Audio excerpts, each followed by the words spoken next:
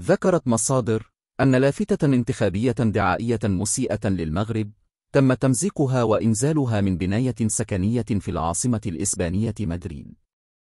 اللافتة التي أقامتها الجبهة العمالية الماركسية كانت تحمل صورة للملك محمد السادس ورئيس الوزراء الإسباني بيدرو سانشيز، وكانت صورة اللافتة قد تناقلتها وسائل الإعلام الجزائرية على نطاق واسع، وهو ما يظهر تورط السفارة الجزائرية في ذلك.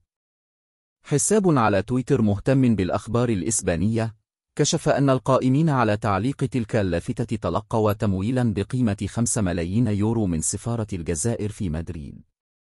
وكانت المنظمة الديمقراطية للصحافة ومهن الإعلام المنضوية تحت لواء المنظمة الديمقراطية للشغل قد استنكرت الاستفزازات الممنهجة التي تروج لها جهات معادية للوحدة الترابية وتستهدف العلاقات الدبلوماسية بين المملكة المغربية والإسبانية.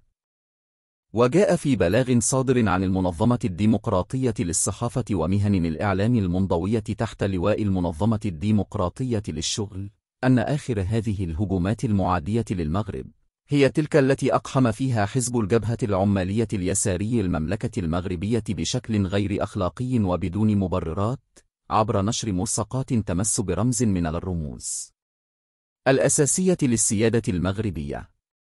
وأضاف المصدر ذاته أن هذا الفعل يشكل سابقة من نوعها يضرب فيها هذا الحزب جميع الأعراف والتقاليد المعمول بها في العلاقات الدولية ليضع العلاقة بين الشعبين على كف عفريت.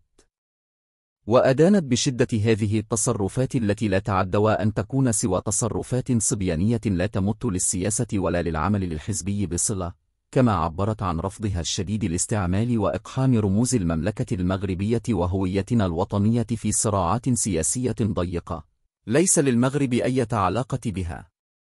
وطالبت الهيئة مهندسي هذا الهجوم بالاعتذار الفوري عن هذا الفعل الشنيع واللا أخلاقي الذي يحاول ضرب العلاقة القوية التي تربط المملكة المغربية بإسبانيا.